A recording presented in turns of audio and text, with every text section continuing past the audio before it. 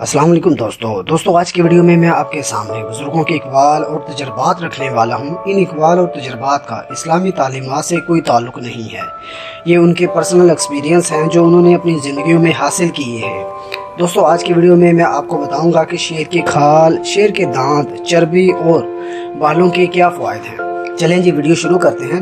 دوستو شیر کی چربی جو شخص اپنے بدن پر مال لے تو اس کے قریب کوئی درندہ نہیں آتا اور اس کے بدن میں جوئیں بھی نہیں پڑتی۔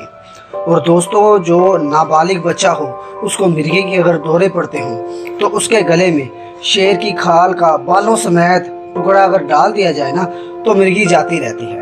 اور ہاں اگر بالغ ہونے کے بعد مرغی لاحق ہو تو پھر فائدہ نہیں ہوتا، یعنی یہ صرف فائدہ نابالغ بچے کے لیے ہے۔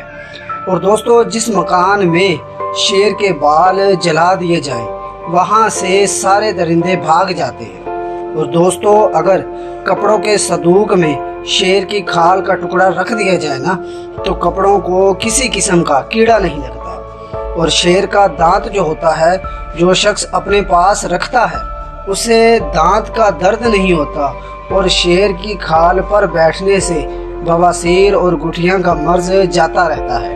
دوستو ویسے شیر اور درندوں کی کھال پر بیٹھنا اسلام میں جائز نہیں ہے، بزرگان دین ان سے منع کرتے ہیں، اس میں غرور اور تکبر انسان میں آ جاتا ہے۔ لیکن اگر آپ کو بیماری ہے، کوئی تکلیف ہے تو آپ شیر کی کھال پر بیٹھ سکتے ہیں۔